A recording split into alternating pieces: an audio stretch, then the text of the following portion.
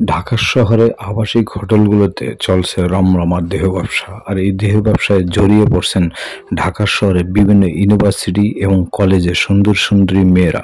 তারা বিভিন্ন হোটেলে গিয়ে যাওয়ার পরে টার্গেট করে সুন্দর সুন্দর ছেলেদেরকে। আর এই টার্গেটে যে ছেলেগুলো পড়ে তাদেরকে নিয়ে যাওয়া হয় আবাসিক হোটেলগুলোতে।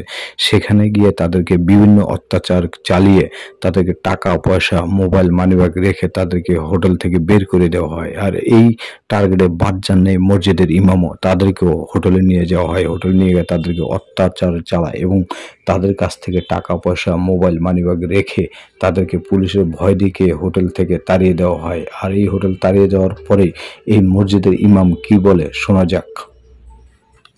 আমাদের মাদ্রাসার ব্যাপারটা এরকমই হয় যে আমরা ছোটকাল থেকে মাদ্রাসা থাকি, চার দেওয়ালের মধ্যেই থাকি।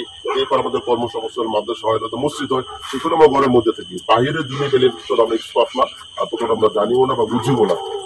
যে সমস্ত বাহিনীরা রয়েছে আমরা অগাধ বিশ্বাস রাখি, তারা যদি এই সমস্ত খারাপ চক্র যারা রয়েছে তারা যদি এদের বিরুদ্ধে অভিযান চালায় খুব অল্প সময় তারা ধরতে পারবে, কারণ তাদের বাইরে নেই। অবশ্যই তারা এগুলো খোঁজ খবর জানে বা তাদের কাছে রিপোর্ট যায় এরকম অ্যাভেলেবেল।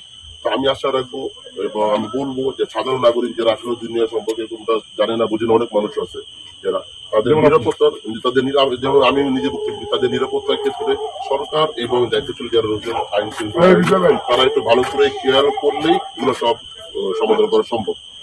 আপনি তো মাদ্রাসায় পড়াশোনা করেছেন, কিন্তু সেটা বলেন মসজিদে ইমামতি করেন, আপনি তো আসলে আমাদের মাদ্রাসার ব্যাপারটা এরকমই হয় যে আমরা ছোটকাল থেকে মাদ্রাসা থাকি, চার দেওয়ালের মধ্যেই থাকি। এরপর আমাদের কর্মসংস্থান মাদ্রাসা হয়, মসজিদ হয়, সেগুলো আমরা ঘরের মধ্যে থাকি। বাইরের দুনিয়া গেলে আমরা এক্সপার্ট না, আর তখন আমরা জানিও না বা বুঝিও না। সেটা আমি বুঝতে পারি না, হলে একজন মানুষ আমি জিজ্ঞাসা করবে এরপরে এই ঘটনা ঘটবে, সেটা আমি কিভাবে বুঝবো? এবং আপনার মতো একজন ইমামকে নারী কেলেঙ্কারিতে ফাঁসানোর কৌশল তারা গ্রহণ করেছে, এটা তো অবশ্যই সমাজে এবং এর কাছে দায়বদ্ধ। আমি আমার ব্যক্তিগত পরে থানায় যোগাযোগ করি এবং এর মাধ্যমে আমি আমার টাকা উত্তোলন করি। আলহামদুলিল্লাহ থানার সাহায্যে এদেরকে মহিলা বোরকা অবস্থায় কয়টা বাজে আমি থেকে বললাম এতটা বাজে, এরপর আমরা কিছু বুঝতে পারি না।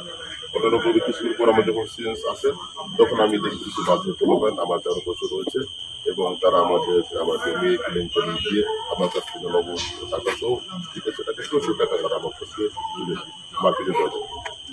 এই বিষয়টাকে আপনি কতটুকু নিরাপত্তা মনে করেন? যেমন আপনি যেমনটি বলছিলেন আমাদেরকে যে আপনি মাদ্রাসা পড়াশোনা করেছেন, সারাক্ষণ মাদ্রাসায় থাকতে হচ্ছে, আবার আপনি ইমামতি করেন, সারাক্ষণ মসজিদেই থাকেন, বাহিরের জগৎ সম্পর্কে আপনার কতটা ধারণা নেই, এই বিষয়টা একটু মেনশন করবেন এবং এতে করে